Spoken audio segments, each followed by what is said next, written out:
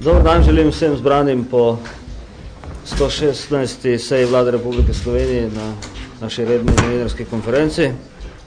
Najprej sem povabil ministra za delo Ivana Svetlika, ki je imel danes na seji Vlade točko oziroma informacijo o razreševanju problematike odpuščanja delavcev preko tako imenovanih slamnatih podjetij, o čemer bo na kratko spregovoril, potem bo pa še pokomentiral kampanjo zbiranja podpisov za referendum o malem delu in pokojninski reformi. Minister, izvolite. Hvala lepa in lep dober dan. Torej, danes smo na vladi sprejeli informacijo, ki jo pošiljamo matičnemu odboru o razreševanju problematike slamnatih podjetij. V tej informaciji sporočamo, da je rešitev, kar zadeva Zakon o delovnih razmerjih, bila oblikovana, tudi usklajena na delovnih telesih socialnih partnerjev, da je pa na koncu potem ekonomsko-socialni svet ni potrdil, tako da smo se odločili, da bomo, kar zadeva Zakon o delovnih razmerjih, to rešitev vključili v večje spremembe tega zakona, ki jih že oblikujeta ena delovna skupina socialnih partnerjev, ki deluje pri našem ministrstvu. Sindikati so se na delo te skupine, moram reči, zelo aktivno odzvali in želijo delovati od samega začetka pri oblikovanju rešitev naprej, medtem ko so delodajalci nekoliko zadržani, ker bi želeli imeti že bolj izdelane rešitve, člene in se šele potem v razpravo vključiti. Tukaj, kot vidite, smo v stalni dilemi, ali naj naredimo končno rešitev na ministrstvu in potem damo v razpravo to rešitev socialnim partnerjem, pri čemer smo zmerom kritizirani, da jih nismo vključili od začetka, ali pa naj jih vključimo od začetka, brez da bi zavzeli stališča do posameznih rešitev, pa potem seveda posamezni socialni partnerji izražajo nevoljo, ker smo bili premalo dosledni, tako da smo v tem precepu nenehno. No, v tej informaciji tudi sporočamo, da bo Ministrstvo za gospodarstvo proučilo rešitve iz Zakona o gospodarskih družbah, ki bi tudi lahko prinesle nekaj izboljšav, kar zadeva registracijo podjetij v prihodnje, in tretje, da bomo okrepili delo inšpekcijskih služb, ker rešitve včasih v zakonih so kar primerne, tako ugotavlja tudi pravosodje, da pa je vprašanje, ali jih potem dosledno v praksi izvajamo ali ne. No, zdaj, če bi še pokomentiral zbiranje podpisov za referendum o malem delu, kaže, da bo teh podpisov vsak hip dovolj, tako da bomo lahko kmalu čestitali tistim, ki so se organizirali za zbiranje teh podpisov, ker jih bo dovolj za to, da bomo lahko preverili možnosti za ta zakon na referendumu, torej pri državljanih. Ob tem seveda bi rad poudaril, da se bomo kot vlada in ministrstvo še posebej aktivno vključili v to, da prepričamo državljane, da je to eden od zakonov, ki je povsem neškodljiv za državljane in ki je neproblematičen v kateremkoli pogledu že, oziroma da prinaša ljudem kvečjemu samo koristi. Zakaj? Ker povečuje socialno varnost, tako dohodke kot pravice iz tega naslova, tako mladih, brezposelnih, kot tudi upokojencev. Saj bo malo delo varnejše, kot je danes pogodbeno delo, kot je danes študentsko delo. Je dober zakon, ker zmanjšuje sivo ekonomijo in delo na črno, po podatkih, na katere se tudi nasprotniki tega zakona pogostokrat sklicujejo, ki jih je dala študija te oblike dela v Nemčiji, so ugotovili, da približno 7% lahko najmanj pričakujemo zmanjšanja sive ekonomije na ta račun. Ta zakon omogoča podjetjem, zlasti malim podjetjem, pa tudi še posebej nevladnim organizacijam, prožno in legalno opravljanje občasnih in začasnih del, prinaša dodatna sredstva v pokojninsko in zdravstveno blagajno, utira pot brezposelnim k delodajalcem v redno zaposlitev, v ničemer ne ogroža rednih zaposlitev oziroma delovnih razmerij saj če bi bila ta nevarnost, bi danes, ko nimamo nobene omejitve za študentsko delo, pač podjetja ponujala tega dela že mnogo več, kot ga ponujajo. Ampak ga očitno ne, ker pač so občasna, začasna dela v nekem omejenem obsegu in pri tem tudi ostajajo.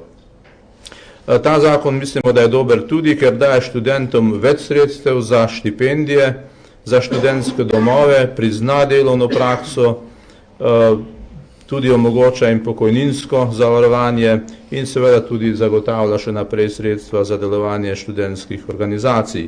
In seveda ne nazadnje, ker omogoča upokojencem aktivno staranje in sredstva za delovanje njihovih organizacij. Ob tem se nam seveda zdaj, ko se bližamo točki, ko bo treba se pripraviti na referendumsko kampanjo, postavlja nekaj vprašanj, recimo ali zakon, ki bo omejeval delo na črno, sivo ekonomijo, ali ta zakon zdaj lahko na pravi način testiramo med ljudmi, ki so sami v veliki meri vsak posebej v sivo ekonomijo vključeni, ker jih bomo v resnici spraševali, ali so zato, da s to prakso preko tega zakona tudi v določenem primeru prenehajo. In drugo tako vprašanje, zakon ukinja posredovanje študentskega dela za profit na profitni osnovi, zmanjšuje dohodke študentskih servisov, kot vemo, tu je v igri okrog 15 milijonov sredstev na leto in vprašanje, ki se nam postavlja je, ali je smiselno, da lahko s tem denarjem študentski servisi financirajo kampanjo za zbiranje podpisov za referendum, pa tudi potem samo referendumsko kampanjo, medtem ko ima vlada po zakonu o referendumski kampanji pri tem zvezane roke. Treba si bo odgovoriti na vprašanje pravzaprav, kako lahko sploh s takimi iniciativami igramo enakovredno igro na polju, ko gre za prepričevanje državljanov o teh vprašanjih. V vsakem primeru, torej mi se bomo ne glede na ta vprašanja dejavno odzvali na nastalo situacijo s ciljem, da dosežemo nujne spremembe pri urejanju trga dela, torej da zmanjšamo obseg sive ekonomije, da spremenimo študentsko delo kot danes najbolj prožno in, če hočete, izkoriščevalsko obliko dela in pa da prekinemo prakso ustvarjanja profita na račun posredovanja študentskega dela in pa nepregledno porabo teh sredstev, ki so danes namenjena študentski organizaciji. Toliko z moje strani. Hvala lepa. Hvala, minister. Prosim za vprašanja. Erika? Erika Pečnik, Pop TV. Pravite, za referendum o malem delu je ovira le še 10 tisoč podpisov, za referendum o pokojninski reformi pa le še odločitev Ustavnega sodišča. Sindikati danes pravijo, da so že zbrali več kot 42 tisoč podpisov, pa tudi, da je Ustavno sodišče le vaš pobuda za ustavno presojo, le vaš klic po pomoč, da vas je strah volje ljudstva, odločitve ljudstva. Kako to komentirate? No, jaz nisem nikdar rekel, da me je strah volje ljudstva in me tudi ne vem, zakaj bi me bilo strah.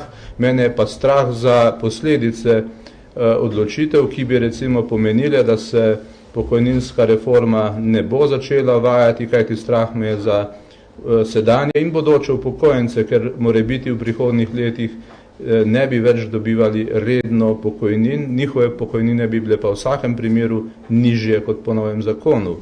To pa me je strah, ker to odgovornost ima vlada, da zagotavlja socialno varnost posameznim skupinam prebivalstva, seveda posebej v tem primeru starejšemu prebivalstvu.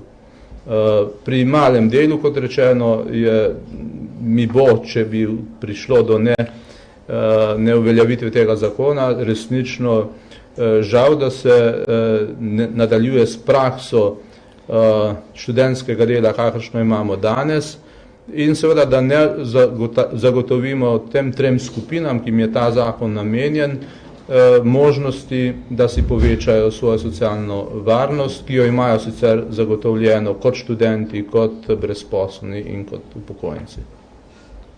Hvala, še kakšno vprašanje? Ja, Lijana Buršič, Radio Slovenija, dober dan. V kateri fazi je reforma trga dela? Reforma trga dela je recimo nekje na sredini. Mi smo sprejeli zakon o urejanju trga dela, ki se že začenja izvajati, že teče od začetka tega leta. Zakon o malem delu je v fazi, v kakršni vemo, da je. Čakamo, da bomo ta zakon lahko začeli uporabljati in sicer s pričetkom prihodnjega leta. In kot sem uvodoma omenil, zakon o delovnih razmerjih, pa se zdaj pripravljajo vse ustrezne spremembe, tako da bomo v nekaj mesecih pripravili vsebino sprememb tega zakona in verjamem, da bomo lahko pred poletjem dali v parlament tudi že spremembe tega zakona, hkrati tudi z zakonom, ki naj bi urejal odpravninski sklad. Še kakšno vprašanje? Če ne, minister, hvala lepa. Hvala vam. Zdaj pa vabim najbolj obleganega ministra sedanje vlade Francija Križaniča, ministra za finance, ki bo sicer poročal o informaciji glede dokapitalizacije Nove kreditne banke Maribor in potem bo verjetno odgovoril tudi na kakšno od vaših skromnih vprašanj. Minister, izvoli. Hvala lepa, lepo pozdravljeni. Torej v sedanji fazi razvoja gospodarskega sistema, vezano na to tudi finančnega sistema in glede na zahteve regulatorja, je tudi druga banka, ki je pretežno v državni lasti, to je Nova kreditna banka Maribor v postopku dokapitalizacije. Ta dokapitalizacija nima za, kako bi rekel, glavni vzroki, pa posledice te dokapitalizacije niso samo ustvarjanje kondicije za širitev kreditne aktivnosti, ampak tudi izboljšanje nekaterih struktur po skupini. To je zelo zanimiva banka, ki ima povezavi poštno banko, zavarovalnico, ki ima potenco tudi, da se uspešno širi na sosedne regije, tako v svojem delu, kjer je na italijanski meji iz Gorice v Italijo in tam, kjer je na avstrijski meji v Avstrijo. Glede na vse to je uprava pripravila predlog in nadzorni svet predlog o dokapitalizaciji, tudi o načinu dokapitalizacije in Agencija za upravljanje kapitalskih deležev države rabi strateško usmeritev lastnika, v tem primeru vlade, o postopku dokapitalizacije, ne toliko o sami višini. Pričemer je vlada že na skupščini 8. julija 2009 potrdila, da se strinja z dokapitalizacijo in jo lahko začne sam nadzorni svet na predlog uprave. Sedaj pa daje agenciji še mnenje, da prvič, ukolikor se dobi strateškega partnerja, ki bi bil znotraj 51% deleža države pripravljen podpisati delničarski sporazum, lahko vlada v dokapitalizaciji ne sodeluje, seveda pa mora biti ta sporazum podpisan tako, da ima potem država v primeru izstopa predkupno pravico po neki primerni ceni. Ta bo namreč precej višja, ko bo prišlo do konjunkture v Sloveniji, kot je sedanja tržna cena, kot bo dokapitalizacijska cena. In drugič, če pa do tega ne bo prišlo, mi še vedno podpiramo vstop institucionalnih investitorjev, bomo pa ščitili pa slovenske interese z ustreznim sodelovanjem države v dokapitalizaciji. Vire za to bomo pridobili s prodajo ustreznega državnega premoženja in na ta način ne bomo neposredno vplivali na dodatno zadolžitev. To je bistvo. Najprej vprašanje v zvezi z NKBM. Predem gremo na ostala. Redo, potem.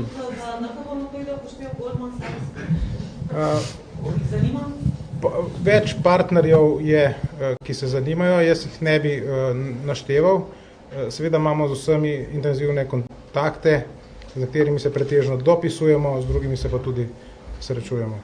Kakšna je pa časovna premica? Časovna premica je precej kratka, se pravi prva polovica leta.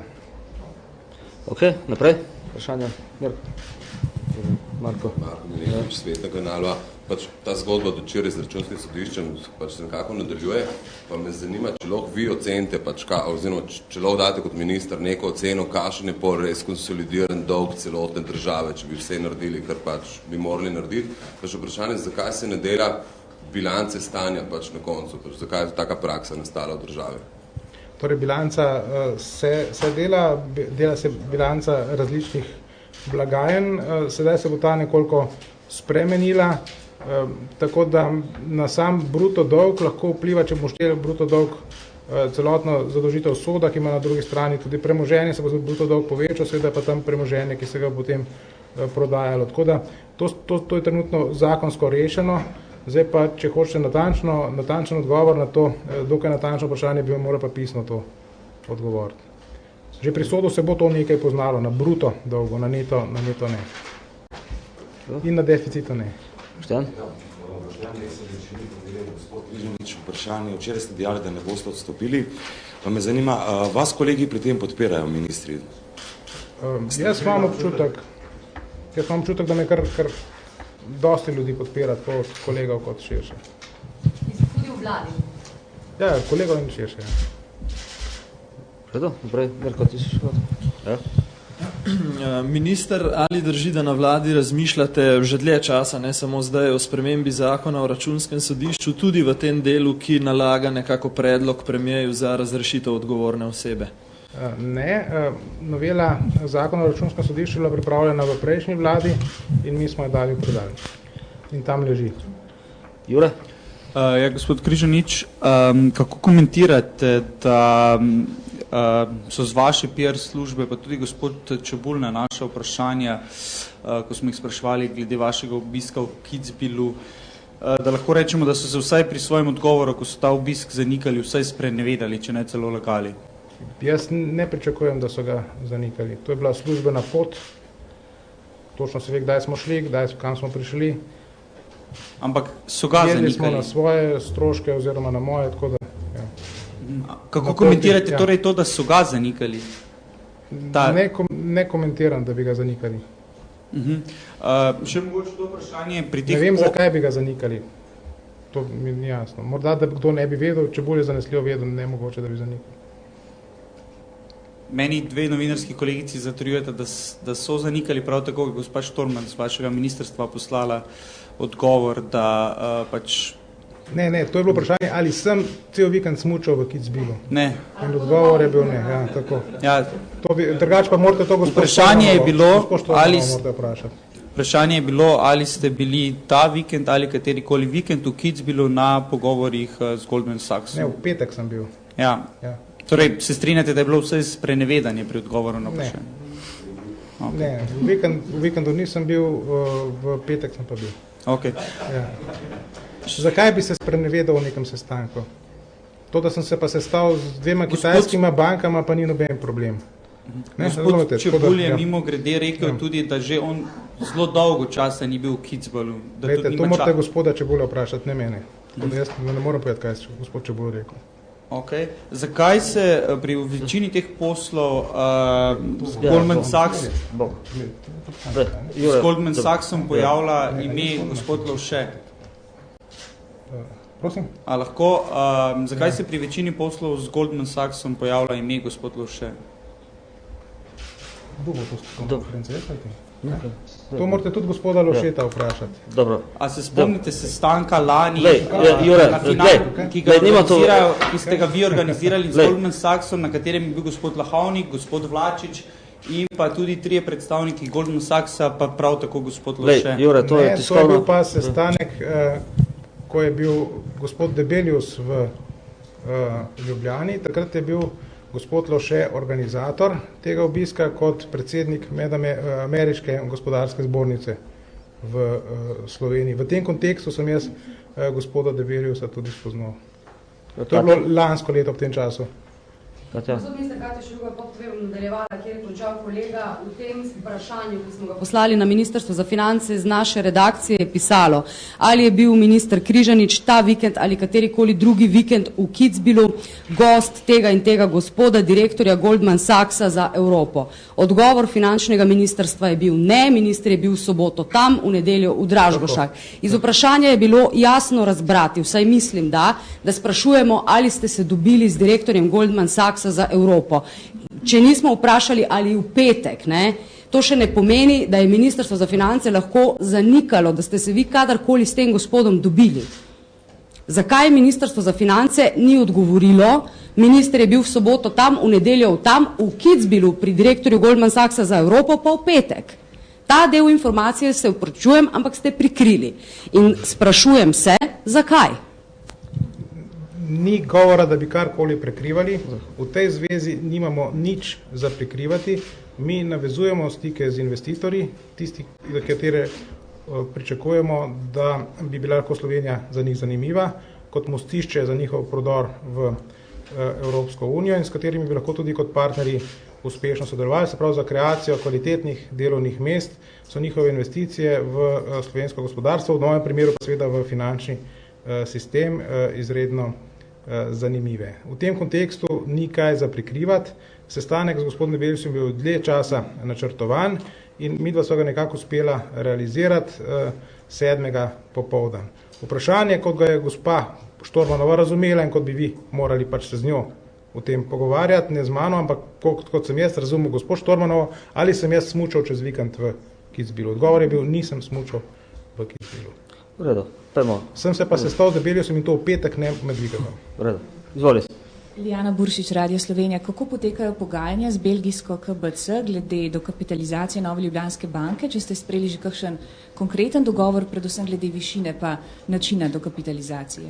Torej, odločitev nadzornega sveta je dokončna. Dokapitalizacija se odvija v višini 250 milijonov evrov, po ceni mislim, da 116 evrov za delnico. Najprej v prvi etapi bomo imeli lastniki možnost vstopiti v to dokapitalizacijo, predtem bo seveda izdelan prospekt in v ta drugi etapi bo odprto za vse. Mi smo seveda zainteresirani, da KBC s ustreznim deležem vstopi, pogajanja vodi pa Agencija za upravljanje kapitalskih deležev države, nas pa seveda seznanja in mi pripravljamo ustrezna sredstva v proračunu. To dokapitalizacijo bomo tudi nominirali pri Evropski komisiji. Vredo, še zadnje vprašanje, Petra. Je pa še nekaj zanimivo, ker to je zanimivo vprašanje. Sedaj je izrazito pozitivno naravnan odnos Evropske komisije do dokapitalizacije države v finančnih institucijah in bo to samo letos bo to veljalo. Petra Soldat, Finance, prej se nisem predstavila, se upravičujem. Dve vprašanje imam. Ena je, v pogovorih s finančniki so zelo skeptični glede vstopa v Goldman Sachsa v Slovenijo, ker ta investicijska banka v tem delu Evrope nima še nobene investicije in izražajo nek dvom, da so lahko zadaj še kakšni drugi posli. Lahko prosim javnosti razložite, kje je interes konkretno Goldman Sachsa, da bi v ta del Evrope stopal prek Slovenije in če je zadnji vezan še kak drug posel. Drugo pa, kar me zanima, je pa, rekli ste, da se s KBC-em pogovarja Agencija za kapitalske naložbe. Zakaj se potem z Goldman Sachsom pogovarjate vi, ne pa Agencija?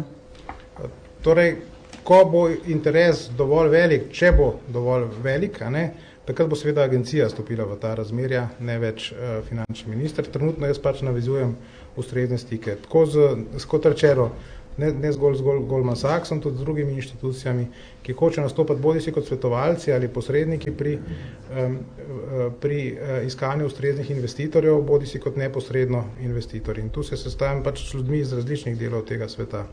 Zdaj, kakšni bi bili njihovi interesi? Seveda možni interes zaradi poznavanja razmer na Zahodnem Balkanu in na Balkanu sploh je velik in obenem je tudi pravna varnost, ustrezen človeški kapital in ustrezni infrastrukturni pogoji. Tako da bi rekel, da interes bi lahko bil, ni pa nujno, da bo.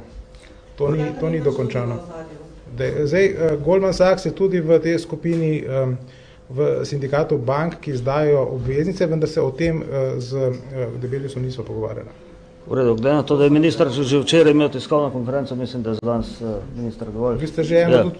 Dobro, pa dajmo še eno. Ja. Vprašal čisto načelno, kaj se vam zdi slabše? Vaša razrešitev ali nespoštovanje Računskega sodišča kot institucije? Glejte, mi smo Računsko sodišče maksimalno možno spoštovali. To bomo tudi obrazložili na široko, na kratko smo že in tudi vnaprej bomo spoštovali njegove iniciative in njegova mnenja pri tistih področjih, na katerih pač deluje kot vrhovni revizor. To ni nobenega dvoma. Tudi tam, kjer so deljena mnenja, bomo rekli, ker Računsko sodišče zahteva tako, bomo izvedli tako in to tudi delamo. In zato, ker tako delamo, potem tudi ne vidim razlogov za take nepričakovane ukrepe. Hvala, minister. Vse popte. Zdaj pa vabim predsednika vlade Boruta Pahorja, da bo povzel današnjo sejo vlade in odgovoril na vaša druga vprašanja. Dobar dan, gospe in gospodje. Ko vas vidim toliko, imam vedno občutek, da mi uvoda ni potrebno delati, tako da predimo na vprašanje. Izvolite, Katarina. Mikrofon. Novinarske konference Računskega sodišča, kjer pravijo, da je javni dolg zagotovo nekaj 10 milijonov, lahko celo nekaj 100 milijonov, večji od tega, ki je trenutno prikazan. Razlog je nejasno beleženje javnega dolga, za kar je krivo Računsko sodišče, za kar tudi predlagajo. Razrešitev in me zanima vaš odgovor, ali lahko rečemo, da bi bil recimo dolg 14 milijard lahko in ne 13,4. Da bi pritrdil temu, nimam osnove. Kar se tiče Računskega sodišča, bi pa rad povedal naslednje. Eden od pomembnih vzgibov za izhod iz reforme je zaupanje ljudi v pravno državo. Tudi zaupanje institucij, ki sodelujejo z ustanovami pravne države. Torej odnosa med Računskim sodiščem in vlado. Kot veste, sem bil včeraj strani Računskega sodišča pozvan, da razrešim s položaja ministra za finance, dr. Francija Križaniča. Zakon se zaveda, da je potrebno proučiti razloge, ki jih navaja Računsko sodišče za tak poziv, pri čemer vas bi rad spomnil, da je to poziv, ne pa zahteva, poziv, ki daje predsedniku vlade diskrecijo, da se odloči. 15-dnevni rok mu daje možnost, da premišljeno in preudarno odloči, ali so razlogi, ki jih navaja Računsko sodišče utemeljeni ali ne.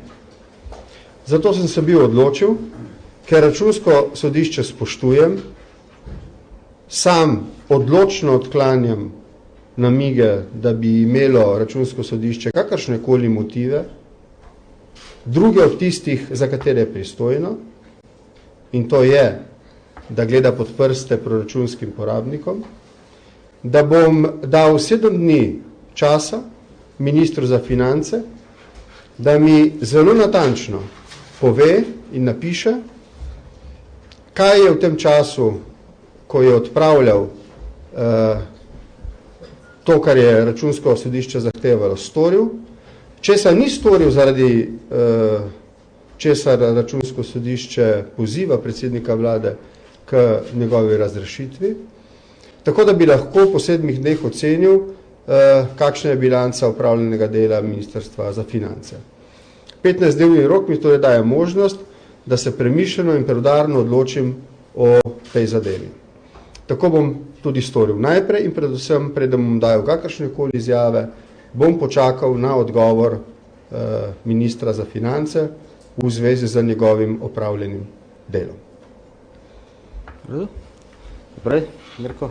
Pa vendar pravzaprav bi nadaljevalo v isti smeri. Za premišljeno odločitev ste pred letom dni potrebovali približno dobri 2 uri. Zdaj najmanj en teden samo za pojasnila, tako da bi vas vprašal, ali so to dvojna merila ali pa ne vem, o problematiki smeti veste toliko več kot o financah. Jaz sem se z obema ministroma pogovoril, tako z ministrom Erjavcem, kot včeraj z ministrom Križaničem. Minister Križanič mi je bil že prinesel včeraj kratko pojasnilo o tem, kaj je storil. In ni storil malo, vendar pa je bilo to pojasnilo premalo, da bi lahko hitro sprejel odločitev. Zato tudi pravim, gre za vprašanje, ki terja premišljeno modro odločitev. Glejte, bodimo iskreni, če rečemo, da je poziv Računskega sodišča v bistvu obvezujoč za predsednika vlade, da ministra ali ministrico razreši, potem je jasno, da Računsko sodišče odloča o sestavi vlade. Se strinjate? Samo pred letom dni so bile zelo podobne vaše besede, da vam ne ostane drugega, da ste to skupaj s Karlom Erjavcem ugotovili. Tako je, ker ni bilo, po mojem mnenju, delo tako opravljeno, da bi lahko v odgovoru kar mi nalaga druga alternativa, Računskemu sodišču utemeljil, da je bilo ali poskušano ali storjeno dovolj, da zavračam argumente Računskega sodišča. Da ne bo nesporazumov danes. Jaz prav nič ne prejudiciram odločitve, ki jo bom sprejel. Prosim, da je to zelo jasno danes. Prav nič. Iz nobenega mojega stavka ne sklepajte na to, kaj bom storil. Najprej bom počakal, da mi minister Križanič pove, kaj je bilo storjeno. In hvala, ker ste mi postavili to vprašanje, zakaj je bilo pri eni odločitvi relativno hitro odločeno, pri drugi pa ne. Pri eni odločitvi je bilo relativno hitro ugotovljeno, da je bilo storjeno premalo, pri čemer je Karel Erjavec nosil objektivno odgovornost za to. Sej ni tisti, ki mora urediti te stvari, vodi ministrstvo, ki ni uredilo teh stvari. Medtem ko mi je minister Križanič včeraj takoj postregal z argumenti, kako je odpravljal napake. Ne nazadnje morate vedeti, da sta dva zakona v parlamentarni proceduri in da je minister Križanič želel celo storiti več od tega, kar mu je naložilo Računsko sodišče. Mu pa Računsko sodišče med drugim pravi, da je prepočasen pri odpravljanju napak. No, jaz bi rad ugotovil, koliko so njegovi argumenti močni in se potem odločil na osnovi tega. Še enkrat bom ponovil. Ne bi rad, da bi slovenska javnost menila, da imam dvojne standarde. Ene za ene ministre, zlasti, če so ministri iz druge stranke. Naj mi eden od mojih ministerskih kolegov pove meni in vam, ali sem v 2 letih mojega vodenja vlade bil pristranski do ministrice ali ministra zaradi njegove strankarske pripadnosti. Nikoli. To me ni nikoli zanimalo. Bili so moji kolegi, ki so delali za skupno dobro vlade. Tako velja tudi tukaj. Vendar, ker prihaja minister Križanič iz stranke, ki jo vodim, bi se prav lahko ustvaril vtis, da sem pristranski. Tega ne boste doživeli. Če bom ocenil, da obstojijo razlogi, da predlagam razrešitev, bom to tudi storil. Če bom ocenil, da razlogi ne obstojijo, bom poskušal to razložiti. Moram pa se zavedati, da ljudje pričakujejo, da se bodo institucije pravne države spoštovale in Računsko sodišče je institucija par excellence. Jaz sem jo spoštoval, jo bom spoštoval, ima avtoriteto in ne prisojam politične motiviranosti njenih odločitev. To moram zelo jasno povedati.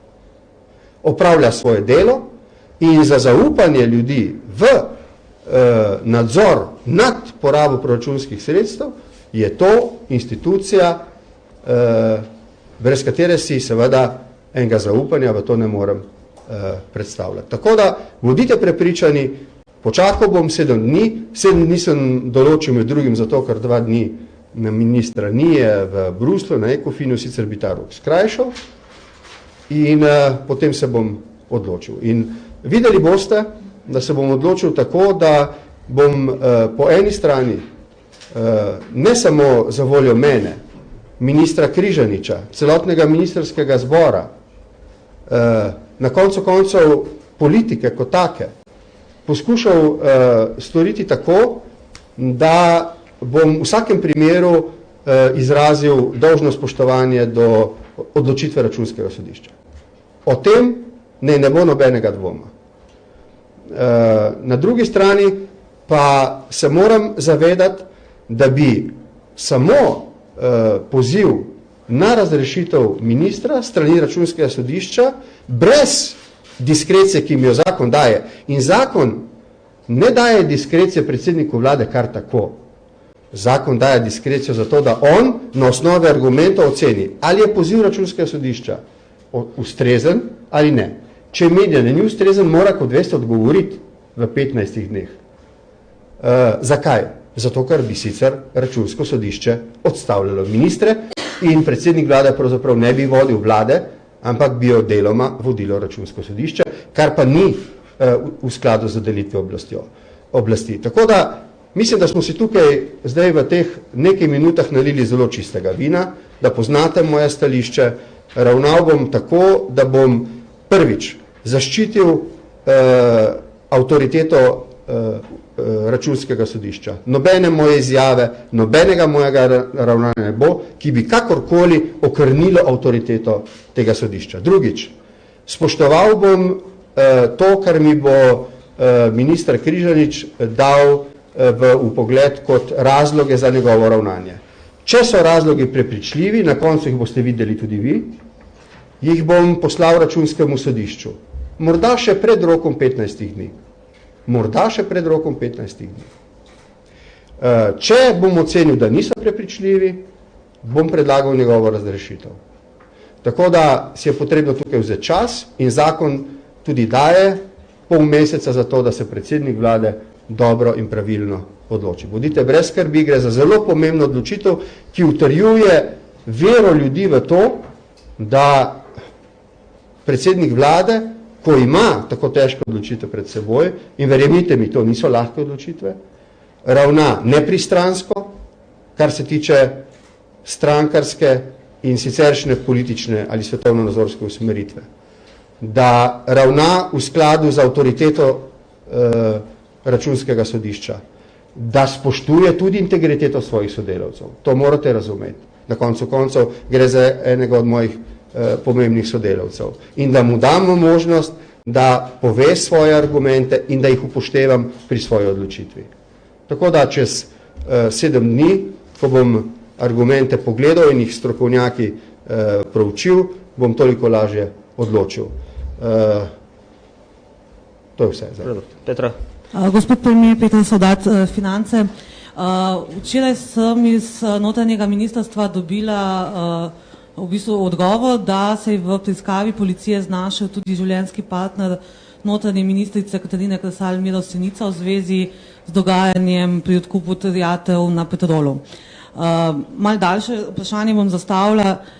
Vedno znova se pojavljajo ljudje iz kroga ali pa, če lahko rečemo, mrežja gospe ministrice v preiskavah, na to pa se ne zgodi nič. Zanima me, kako vi ocenjujete njeno delo in ali ocenjujete, da je gospa Kresalova še primerna za notranjo ministrico? Če bi ocenjeval drugače, bi predlagal njeno razrešitev. Tega primera pa ne poznam in moram reči, da to prvič slišim. Finance, Bel. Metod. Berlec Demokracija. Predsednik Zveze borcev Janez Stanovnik meni, da bi vas moral na mestu predsednika vlade zamenjati Milan Kučan, ki po njegovem prepričanju uživa zaupanje ljudi. Kako to komentirate? Pa zanima me tudi, kako gledate na to, da se ne samo v javnosti in opoziciji, ampak tudi iznotraj vladajoče levice, da so čedalje kasnejša razmišljanja, da bi vas bilo potrebno zamenjati in da se pač omenjajo različna potencijalna imena. Hvala. Če me doslej kakšen od njih ni dobro spoznal, potem me morda lahko spozna tudi preko odgovora na vaše vprašanje. Jaz sem v politiki več kot 20 let.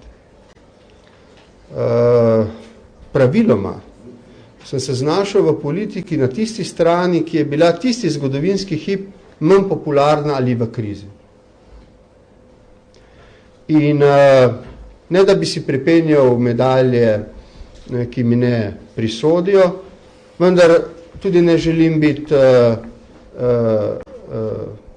bom rekel, ne želim podcenjevati svojih dosežkov.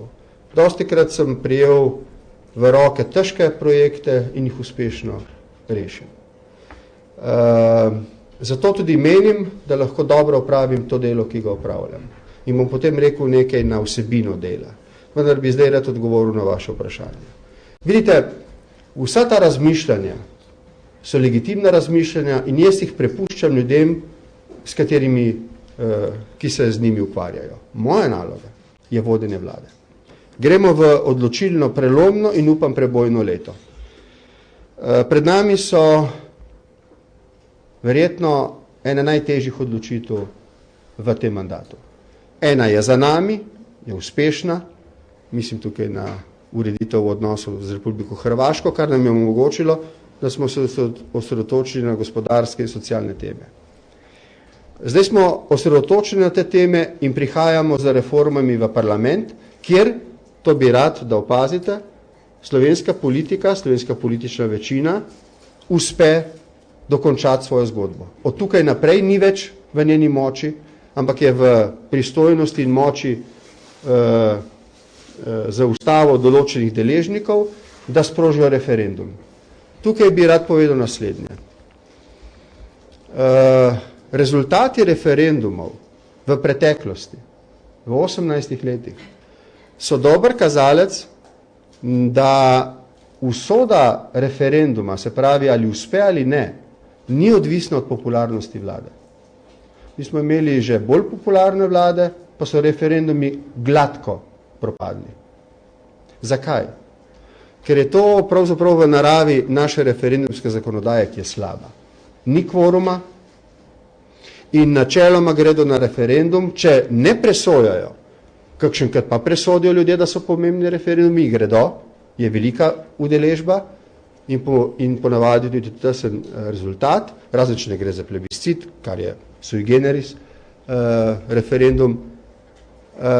Vidite, da gredo tisti, ki nasprotujejo odločitvi vlade. In to je normalno. Zakaj vam to govorim? Ne verjamem. To je zdaj moje mnenje. In to se ne nanaša na gospoda, ki ste ga omenjali.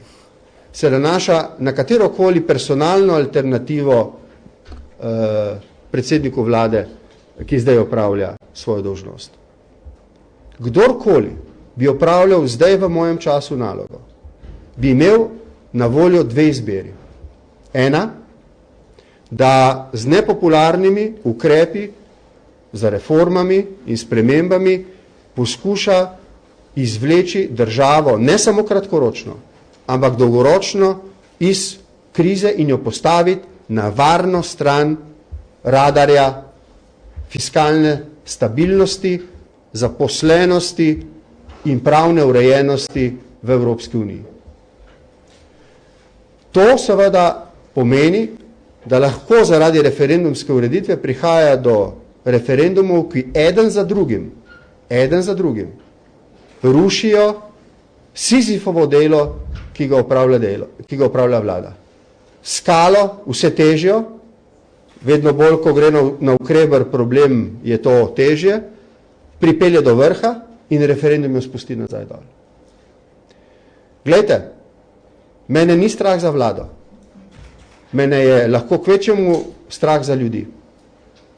Vlada pride in gre. Ljudje pa ostanemo. In ko bo nova vlada prišla, ne bo imela, če bo hotela narediti kaj dobrega za to državo, druge poti kot te, da nadaljuje pot sedanje vlade. To je pot reform. Ker, poglejte, vse bonitetne hiše ocenjujejo, da je Slovenija na varni strani radarja. Tako mora tudi ostati. Eden od razlogov je pokojninska reforma in druge, ki so napovedane. Zato vam pravim, moja naloga je ta hip, ne da se ukvarjam s tem, s čimer se morda lahko kdo drug, kar je povsem legitimno, ampak da opravljam svoje delo. Opravljati ga mislim pogumno, odločno, preudarno in premišljeno. V ljudeh želim zbuditi zaupanje, da to počnemo v skupno dobro. Ne delamo kratkoročnih rešitev, iščemo dolgoročne rešitve. To je bila vedno moja politična filozofija in ostaja. Zaradi tega sem osebno nepopularen in tudi vlada ne uživa velike podpore. Toda to je usoda mnogih vlad v Evropi in drugje. Lahko bi izbral drugo pot. Všečne odločitve kratkoročnega pomena. To ne bi bilo dobro ne za vlado, ne za vas, ne za nikogar. Tako da, jaz bom upravljal svoje delo, popolnoma neobremenjen za razmišljanji, ki jih navajate, poskušal bom upravljati profesionalno, dobro in potem bodo na koncu ljudje presodili, ali sem bil vreden njihovega zaupanja leta 2008 ali ne.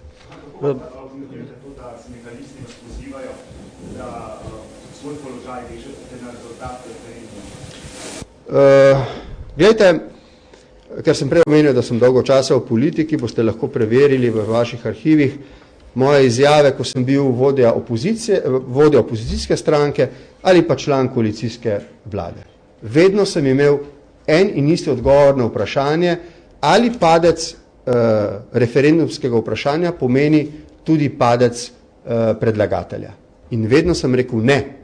Kajti, če vežete referendum na predlagatelja, bodi si, da je to minister ali ministrica, ali vlada, potem se pravzaprav ljudje ne izrekajo več o predmetu, o katerem so vprašani, recimo v tem primeru o malem delu, ali pa o pokojninski reformi, ampak se odločajo o podpori vlade ali ne. Zato pa imamo drug instrument, to so volitve.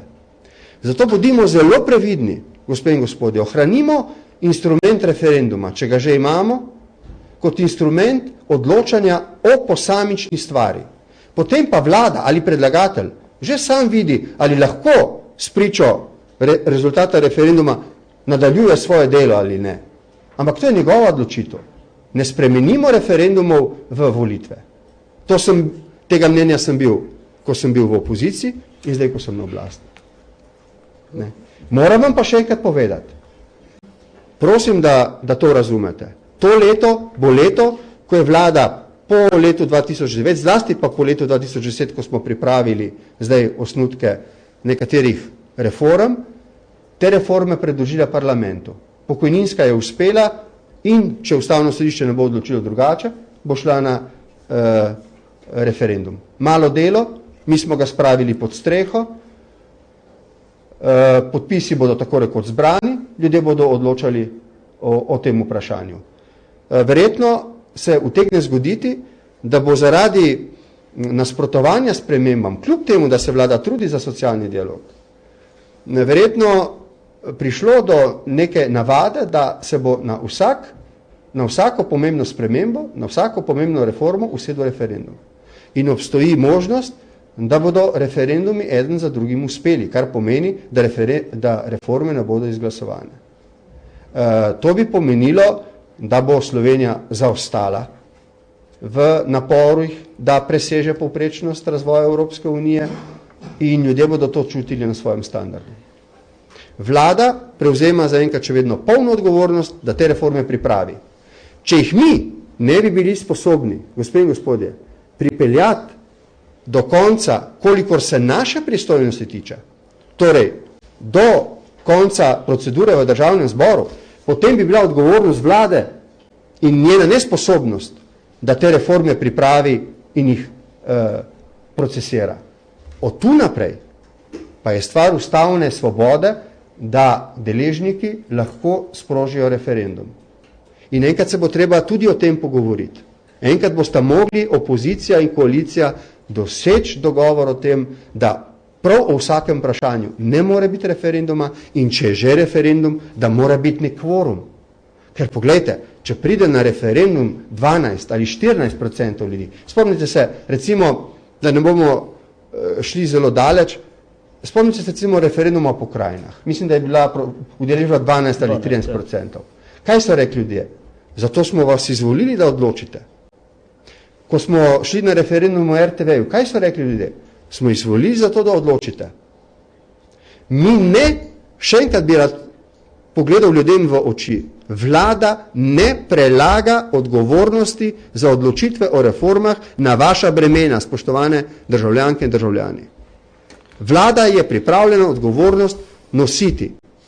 In vi boste ocenili na naslednjih volitvah, ali je to breme nosila dobro ali slabo. In se boste takrat odločili, ali boste taki vladi podaljšali mandat, ali se boste odločili za spremembe. Mi smo pripravljeni to težko delo opraviti, brez referendumov. Imajo pa ustavni deležniki pravico, in to pravico moramo spoštovati tudi v vladi, da referendumi so. In mi se bomo na vsakem trudili, da bomo dokazali, da so naše spremembe, ki jih uvajamo, potrebne. Na vas pa je, da se boste odločili, kako naprej.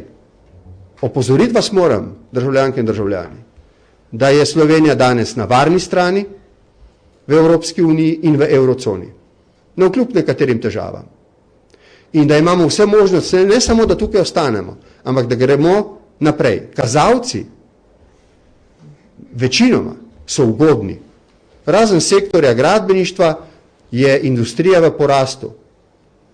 Povpraševanje je v porastu, velikem porastu. Mene velika in majhna podjetja opozarjajo, da zmanjkuje delovne sile.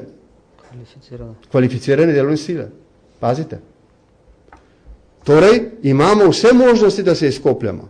Vse. Samo treba bojiti skozi nekaj primežev, skozi katere so šle tudi druge države. Nemčija, Francija, Švedska. Kar poglejte, države, ki so šle skozi pomembne, težke reforme. Eden od paketov kanclerke Merklove je šla skozi Bundestag za en glas. Za en glas! Tako težka je bila ta odločitev za Bundestag. Varčevalni ukrepi. Ampak se je posrečila in Nemčija je dobila nov zagon. Seveda ne takoj, zamikom. In to se dogaja tudi pri nas. Zamikom rast v Nemčiji, rast v Franciji in v drugih izvoznicah pomeni tudi seveda večanje števila naročil, odpiranje novih delovnih mest in verjetno trdnejšo in morda celo višjo gospodarsko rast od napovedane. Tisto, na kar moramo mi paziti, ampak se danes s tem ne bomo ukvarjali, je inflacija. Ampak o tem morda drugič. Na to moramo zelo paziti, da cene življenjskih potrebščin ne bi poskočile, ker bi to vplivalo na standard ljudi. Tako da, vidite, to je cel odgovor na vaše vprašanje. Jaz moram skrbeti za delo, ki ga upravljam. Te diskusije me pa popolnoma nič ne skrbijo, ne obremenjujejo. Pošten. Ja, Boštjan Veselič, kot je gospod premijer, vrnil bi se na gospoda Križaniča. Zanima me, ali bo na vašo odločitev glede tega, ali bo ostal v vladi ali ne, vplivala tudi javno mnenje. Recimo, vlada trenutno uživa nizko podporo. Če bi odstavili ministra Križaniča, bi verjetno pridobili nekaj točk. Hvala za to vprašanje. 2 leti in več proti pričakovanju marsikoga. Opravljam nalogo predsednika vlade. Tistega jutra, ko sem šel na prisego, sem si dejal, da je prišel zame čas, ko se poslavljam od politika, ki je užival visoko, nekaj let zapore tudi največjo popularnost v Sloveniji. Rekel sem si, potegoval se za ta težek položaj in bo težji, verjetno, kot se zdi. Uspel boš samo, če boš naredil tisto, kar je prav in ne tisto, kar ljudem všeč. Ljudje, ki niso na mojem položaju ali na položaju ministra, imajo ta privilegij, da se lahko oglasijo samo takrat, kadar si želijo in da povedo samo tisto, kar je všečno. Jaz tega privilegija nimam, niti ga ne pričakujem, niti ga nočem imeti. Tako da javno mnenje na mojo odločitev ne bo vplivalo. Storil bom to, kar bom mislil, da je prav. Ne morete opravljati mojega dela, gospe in gospodje. Če sprejmete odločitev, za katero intimno veste, da ni pravilna, ste jo pa sprejeli zato, ker je oportuna. Ne morete. Vi morate zvečer mirno zaspati, vedoč, da ste storili tisto, kar je bilo potrebno, ker veste, da je to pritiče vaše odgovornosti, ki jo imate. Moja odgovornost je zelo velika. Če bom presodil, da odgovori ministra Križaniča niso zadovoljivi, potem bom predlagal njegovo razrešitev in državni zbor bo odločal o njej. Če bom menil, da so njegovi odgovori zadovoljujoči, ne bom predlagal njegove razrešitve, vendar, to moram povedati, bom moral zelo temeljito, tako javnosti kot računskemu sodišču pojasniti, zakaj sem se odločil drugače kot v primeru gospoda ministra Erjavca. Zelo, kajti drugače bo prišlo do vtisa v javnosti, ki ga pa nočem, da se predsednik vlade obnaša za dvojnimi standardi. Ne. Povedal pa sem vam vse druge okoliščine. Tako da prav nič me ni strah te odločitve. Na njo gledam kot na eno zahtevno odločitev, ki terja premišljenega in modrega moža, ki je sposoben preudarno pretehtati argumente. In tisto, kar bom menil, da je prav, bom tudi storil. Potem bo javnost ocenila moje delovanje. Prej pa ne. Prej pa se ne bom pustil vplivati. Katja Šruga, POP TV, gospod predsednik, ali boste razumeli, kako in ali morda kot nezaupnico v primeru predloga za razrešitev ministra Križaniča, če bodo v parlamentu drugače od vaše volje glasovali poslanci socialne demokracije? Takšne so bile včeraj napovedi. Ali mislite, da bodo nezadostni odgovori ministra Križaniča, kar bo podlaga, čeprav razumem, za predlog za razrešitev, prepričali tudi vladajočo stranko v državnem zboru? Drugo vprašanje, ali ocenjujete... Okay.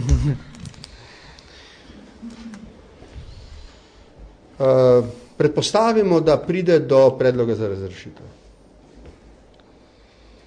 Prav gotovo v mojem nastopnem govoru ne bom pozabil vprašati državnega zbora, kako razume ta člen zakona o računskem sodišču. Kot veste, ga mi nismo želeli spreminjati. Moja odločitev je bila, da moramo pustiti regulatorje oziroma institucije pravne države intaktne. To poznate. To je moje stališče od začetka. Ali je ta določba računskega sodišča take narave, da pravzaprav računsko sodišče v bistvu per definicionem za samim pozivom že razreši ministra. Na koncu je sicer stvar v rokah državnega zbora, ampak naloga predsednika vlade je, da predloži državnemu zboru njegovo razrešitev. To je sigurno vprašanje, o katerem se moramo vprašati. Vi veste, da je recimo prejšnji predsednik vlade ravnal v enem podobnem primeru drugače. Ni predlagal razrešitve. In ni kršil zakona. Prosim, to moramo razumeti. So bila različna mnenja, ali ravnal upravljanje narobe, ampak ni kršil zakona. Predsedniku vlade je dana diskrecija. V tem nastopu, če bo do njega prišlo, bom prav gotovo povedal, kaj je minister storil in pustil poslancem, da odločijo po svoji vesti. Brez skrbi. Če jaz včeraj ne bi dobil od ministra Križaniča zelo hitro in kvalitetno pripravljenega gradiva, Darjan ga je videl, kjer je zelo sumarno, ker je vedel, da me bo zanimalo zelo na hitro. Če se da hitro odločitve sprejeti, jih rad sprejmem hitro. Jih ne odlagam, ker kot vidite iz dneva v dan prihajajo novi izzivi. Bi ravnal zelo hitro. Ker pa je minister Križanič predložil argumente, ki so temeljiti, sem rok dal 7 dni. In rekel, revizijsko poročilo je obširno. Če in kolikor minister meniš, da so argumenti na tvoji strani, jih moraš zelo podrobno tudi ti predstaviti, kajti od tega bo odvisna moja odločitev. In nič drugega. In ta hip prosim, da iz nobenega stavka, iz ničesar, kar sem dejal, ne povlečete nekega zaključka, kako bom ravnal. Tako bom odločil, ko bom videl argumentacijo ministra. Prosim. Ali se vam zdijo stiki finančnega ministra Križaniča z Goldman Sachsom mogoče tesnejši, kot bi se za finančnega ministra spodobilo, da so? Jaz sem v pogovorih z finančnim ministrom prosil in dal navodila, da se v luči pričakovane potrebe po dokapitalizaciji slovenskih bank pogovarja z možnimi investitorji. In tisto, kar sem terjal, je, da ni nobenih posrednikov. Da se pogovarja on. Nobenih posrednikov. Nobenih. Če in ko bo ocenil, da je potrebno praviti pogovore, naj se z njimi pogovarja. Jaz za njegov zadnji sestanek nisem vedel in tudi ni potrebno, da bi vedel. Ja, ni potrebno. Minister je suverena osebnost in se odpravi na pogovore takrat, ko meni, da je to potrebno. Sem mu pa naložil, če smem tako reči, da upravlja pogovore z morebitnimi tujimi investitorji. Kajti, če nimamo na voljo več pogajalskih alternativ, smo ujetniki enega partnerja. To zmanjšuje naše pogajalske prednosti. Več od tega boste razumeli, ne moram reči. Ne.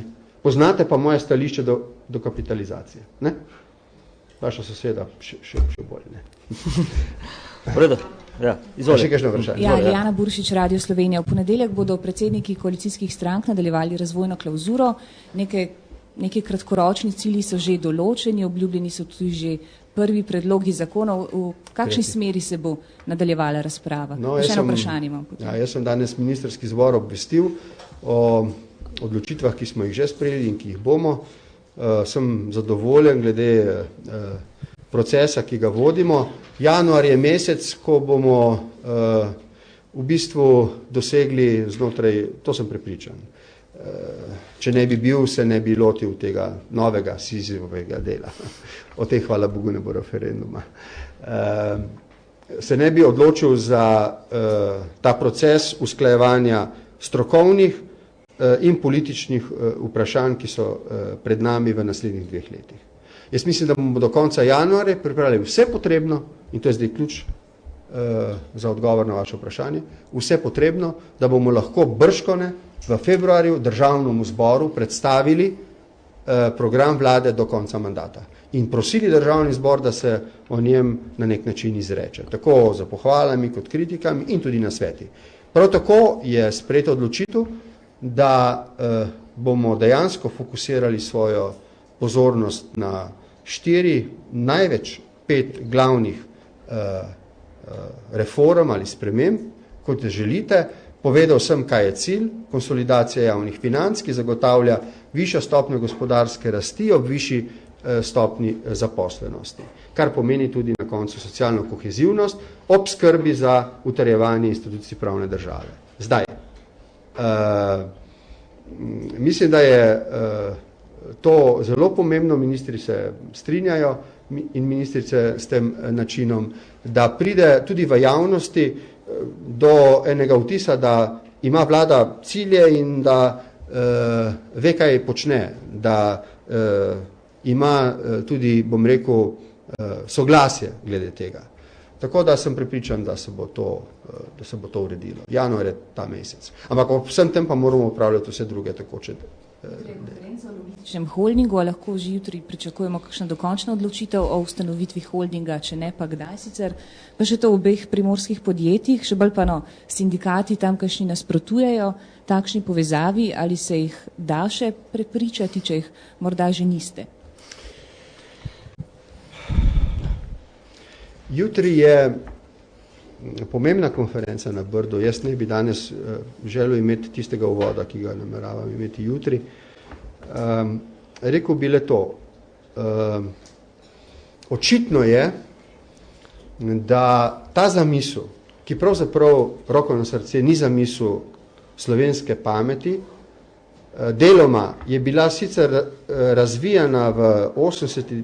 in 90. letih, ampak le deloma, o povezovanju teh poslovnih partnerov in potem nastopu na trgu, je zamisel bivšega predsednika uprave nemških železnic, Medorna. Jaz sem se z njim večkrat posvetoval in to je verjetno ena zadnjih priložnosti, da z njim ali dogovorimo ta projekt ali ne. Dogovorimo seveda najprej znotraj sebe. Kaj je moje spoznanje? Če se uprave, čeprav so to uprave in nadzorni sveti podjetij v državni lasti ali večinski državni lasti, ne strinjajo ali imajo preveč pomislekov do ustanovitve takega holdinga, je verjetnost uspešnosti takega holdinga zelo vprašljiva. Kajti vse težave, ki se bodo porodile in so sestavni del nastajajočega holdinga, bodo pripisane napačni odločitvi za ustanovitev holdinga sploh. Ne bo se pa videlo seveda dolgoročnih učinkov, ki jih tak holding prinaša.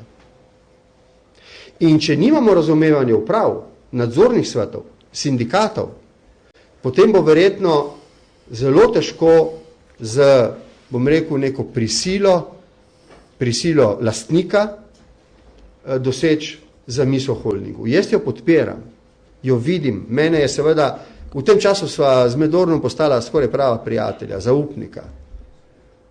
On trdno verjame, da je to koristno in pravi, če ne boste Slovenci pograbili za to zamisel, bodo pograbili vaši konkurenti.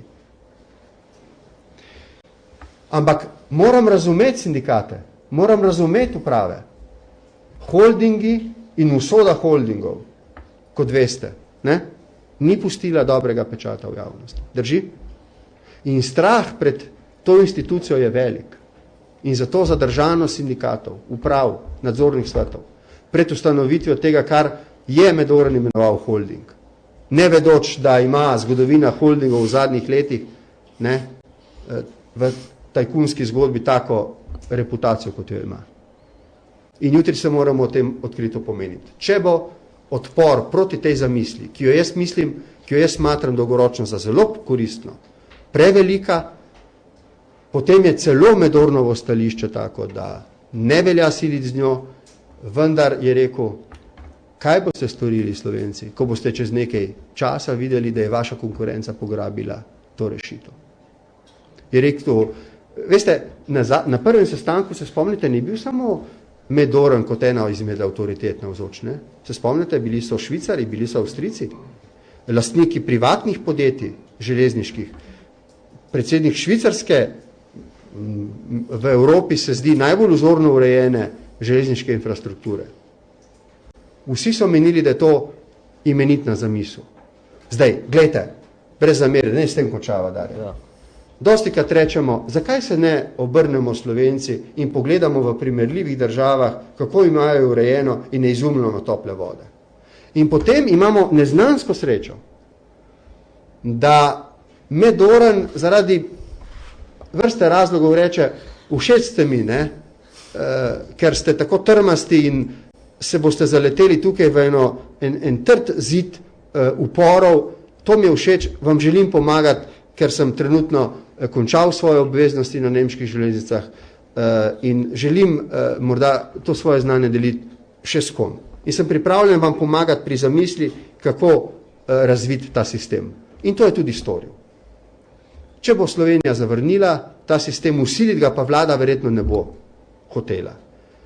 Potem samo to imejte za arhiv na televizijah. Ko bo kakšen krat, ne morda v dolgi prihodnosti, ki je v bližini ta ideja zaživela, dajte vprašati te sindikate in te uprave in te nadzorne svete, kako gledajo na to. Jaz gledam že danes z vizijo. Ali tudi oni. Hvala lepa. Hvala predsednik, hvala tudi vam za obisk, se vidimo čez en teden.